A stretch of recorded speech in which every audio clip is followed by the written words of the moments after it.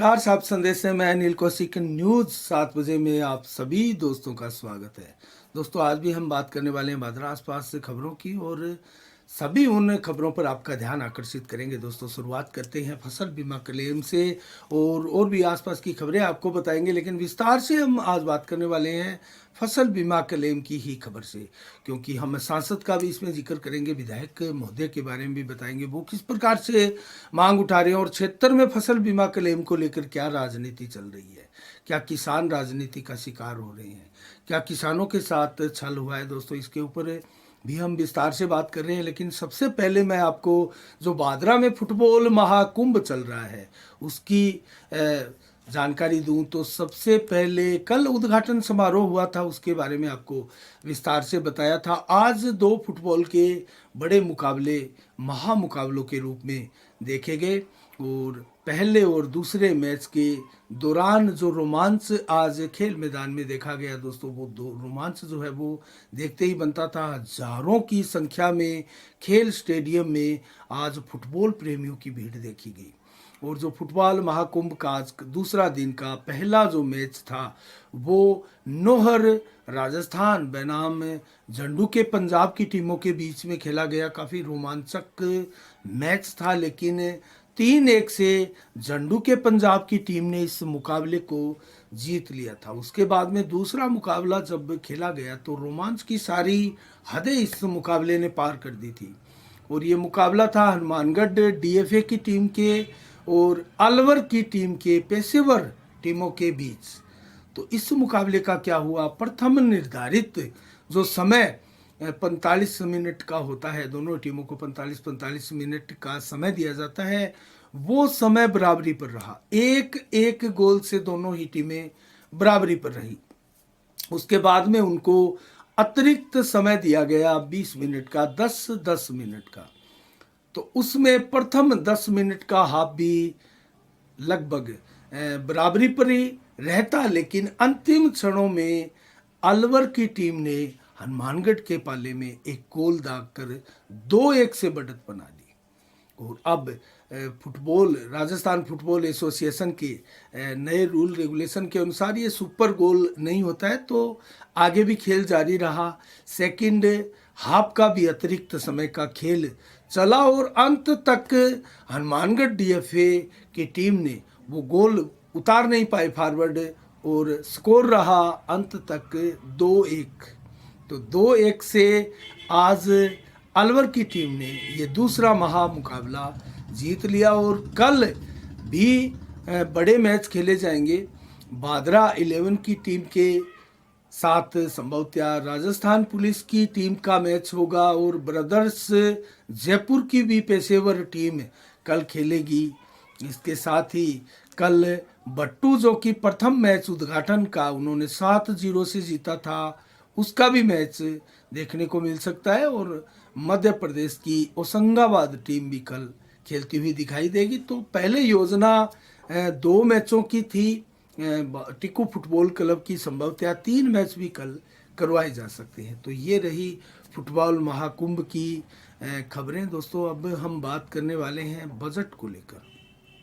तो बजट अभी हाल ही में केंद्र सरकार का बजट आया है। निर्मला सीतारमण का ये 5वां बजट था। मोदी सरकार के दूसरे कार्यकाल का भी ये अंतिम बजट हम मान सकते हैं और इस बजट में हमने कल बजट के बारे में विस्तार से आपको सार बताया था। अब 20 फरवरी को पड़ोसी राज्य हरियाणा का भी बजट आने वाला है। 10 फरवरी को इससे पहले राजस्थान का भी बजट आने वाला है और वर्तमान में राजस्थान में 10 फरवरी को बजट जो पेश होगा उसको लेकर 13 से 16 तक जो बजट पर उसके बाद में जो है चर्चा होगी और उसके बाद में 16 फरवरी को बजट पर रिप्लाई देंगे मुख्यमंत्री अशोक गहलोत। तो 10 फरवरी को ये बजट जो है सदन पटल पर रखा जा सकता है। अब हम बात करें बजट की, जब बात हो रही है तो दोस्तों बजट आखिर किस प्रकार जो है प्रभावित कर रहा है और विपक्ष किसी भी बजट की किसी भी राज्य में या केंद्र सरकार के तारीफ क्यों नहीं करता है। अगर अच्छी चीज़ें बजट में हो तो दोस्तों तारीफ करनी चाहिए विपक्ष को भी ये भी एक प्रकार से एक हिस्सा है विकास का, और विकास में विपक्ष भी कितनी भागीदारी चाहता है ये आजकल। दोस्तों सारे दर्शक जो हैं, देश की जनता जो है, वो सब इन चीज़ों को समझते हैं। अब मैं बात करूं बजट की, तो भारत में सिर्फ 6% ही करदाता है, जबकि अमेरिका की बात करें तो अमेरिका में 60% करदाता है। उसके बावजूद भारत जिस तेज गति से अर्थव्यवस्थाओं को आगे लेकर दौड़ रहा है, वो विश्व में सर्वश्रेष्ठ हम मान सकते हैं। और इस प्रकार की खबरें भी वैश्विक समुदाय से आ रही है कि भारत की अर्थव्यवस्था तेजी के साथ आगे बढ़ रही है।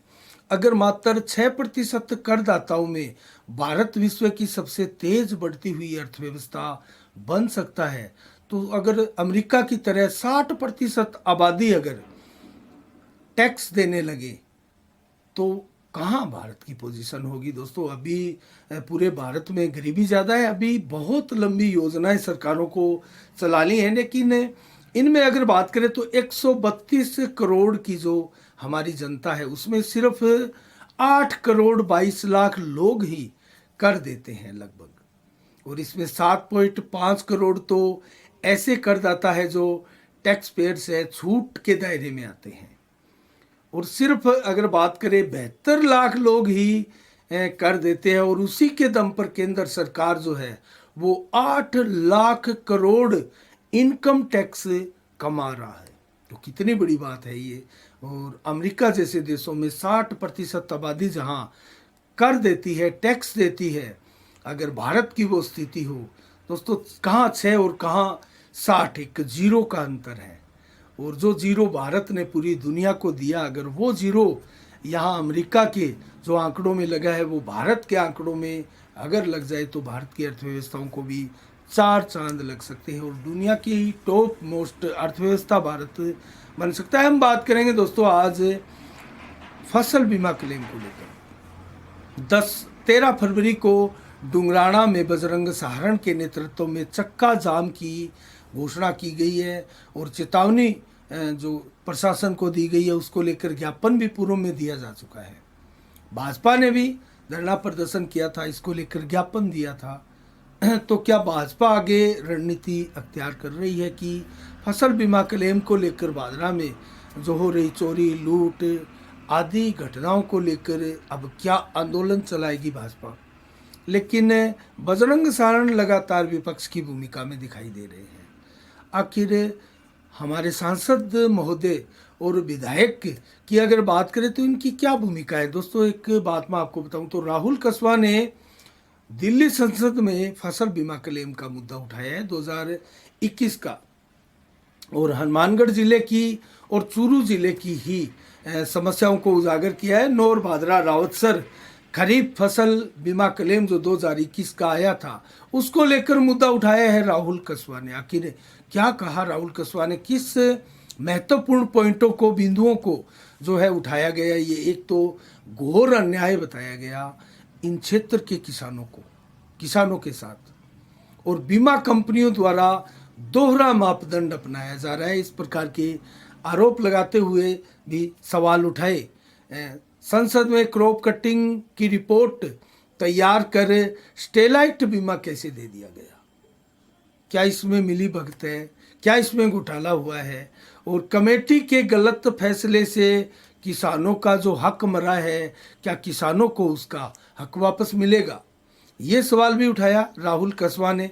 और साथ ही पटवार मंडलों के द्वारा जो डाटा सार्वजनिक करना था, उसकी मांग है वो क्यों नहीं की गई है, अभी तक वो मांग पूरी क्यों नहीं की गई है। पटवार मंडलों का डाटा सार्वजनिक करने की मांग राहुल कसवा ने की।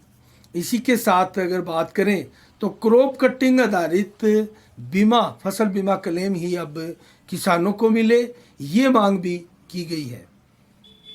और साथ ही अगर बलवान पूनिया की बात करें तो बलवान पूनिया ने भी विधानसभा में इसी मुद्दे को लेकर आवाज़ बुलंद की है। और खरीफ फसल 2021 पर विधायक जिस प्रकार से बोले उसके प्रमुख बिंदु पॉइंट क्या है, उसकी बात करें तो बीमा कंपनी ने ये कहकर इनकार कर दिया। ये विधायक बलवान पूनिया ने कहा कि राज्य सरकार के राजस्व विभाग ने बीमा कंपनी को लिखित में क्रॉप कटिंग की रिपोर्ट नहीं दी।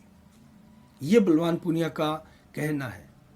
इससे बड़े कई सवाल उठ रहे हैं दोस्तों, जिसका कारण है क्योंकि और जिस प्रकार से जिला कलेक्टर द्वारा रिपोर्ट दी गई और कंपनियों के अधिकारियों द्वारा लिखित में ये क्रॉप कटिंग की जो बातें कही गई, लिखी गई, साफ स्पष्ट निर्देश दिए गए थे, उसके बावजूद कैसे कोई कंपनी, बीमा कंपनी ये कह सकती है, पल्ला झाड़ सकती है कि हमें इन अधिकारियों ने क्रॉप कटिंग की रिपोर्ट पेश नहीं की। तो ये टेक्निकल पॉइंट है। आखिर कौन इस पॉइंट को लागू कराएगा, इसकी जवाबदारी इन कंपनियों से लेगा। और स्टेलाइट नियम खत्म करने की बात भी बलवान पूनिया ने विधानसभा में कही। तो स्टेलाइट नियम अब संभवतः खत्म होना चाहिए, जिसके द्वारा जो फसल बीमा क्लेम में भादरा के किसानों का आया मात्र 55 करोड़ का, वो नोहर और रावत सर की बनिस्बत कहीं बहुत ही कम, क्योंकि उनका 150 से करीब अधिक करोड़ का बीमा जो है वो आया, लेकिन भादरा का मात्र 55 करोड़ का बीमा आया। तो ये बड़े सवाल है, क्या अब बजरंग सहारण ही किसानों को न्याय दिलाएंगे या फसल बीमा क्लेम दिलाएंगे, या भाजपा अपने आंदोलन से इस मुद्दे पर सरकार का ध्यान आकर्षित करेगी। ये चुनावी वर्ष है और वर्तमान में राजस्थान सरकार का अंतिम बजट आना है 10 फरवरी को। उस बजट में क्या प्रावधान हो सकते हैं, ये भी देखने वाली बात है। और आज के लिए दोस्तों इतना ही। अब 3 फरवरी को क्या विशेष दिवस है, इसके बारे में जानकारी देंगे। फिल्मी अभिनेत्री राखी सावंत का जन्म 1980 को आज के दिन हुआ था, और रीमा लागू फिल्मी अभिनेत्री है, उनका जन्म भी 1958 को आज के दिन हुआ। वहीदा रहमान 1938 को आज के दिन उन्हीं का जन्म भी हुआ। और आज के दिन दोस्तों बलराम जाखड़ कांग्रेस के नेता का भी जन्म हुआ। और सुहासिनी गांगुली जो कि स्वतंत्रता सेनानी है, उनका भी 1909 में आज ही के दिन जन्म हुआ था। तो नोहर से शुरुआत करते हैं मंडी के भाव की। आज नोहर की मंडी के ही भाव हम आपको बताएंगे। ग्वार के भाव 5715 रुपये, मोट के भाव 6585 रुपये प्रति कुंटल, जबकि चना के भाव 4770 रुपये और तारा मीरा के भाव 5395, सरसों के भाव 5750 रुपये प्रति कुंटल। मूंग बिका है आज 7500 रुपये प्रति कुंटल नोहर में। गेहूँ 2671 रुपये, जबकि बाजरी के भाव 2281 रुपये प्रति कुंटल रहे। जौ के भाव 2653, नरमा बिका है 8231 रुपये प्रति कुंटल। कपास के भाव रहे 9950 रुपये प्रति कुंटल। और आज मौसम 3 फरवरी को 19 से 23 डिग्री टेम्परेचर रहा। हाईएस्ट 11 से 14 किलोमीटर की रफ्तार से देर शाम तक भी हवा चलेगी, बादल बिल्कुल भी नहीं थे। और 4 फरवरी को कल 13 से 20 डिग्री दिन में और 22 से 26 डिग्री दोपहर को तो गर्मी का एहसास होगा, तेज धूप निकलेगी। और 19 से 23 डिग्री देर शाम को भी टेम्परेचर रहेगा, जबकि 11 से 14 किलोमीटर की रफ्तार से हवाएं चलेगी। और बादल मात्र 2 से 5-10% ही दिन भर और रात्रि को छाए रहेंगे। रात्रि को 14 से 18 डिग्री टेम्परेचर रहेगा, हवा मात्र 11 किलोमीटर की रफ्तार से चलेगी। तो ये रहे आज के समाचार। कल ठीक शाम 7 बजे फिर आपसे रूबरू होंगे नई खबरों के साथ, नई समीक्षा के साथ। तब तक के लिए आप अपना बहुत बहुत ख्याल रखिएगा। मुझे दीजिएगा इजाज़त। साफ संदेश से मैं अनिल कौशिक। नमस्कार। जय भारत, जय जय राजस्थान।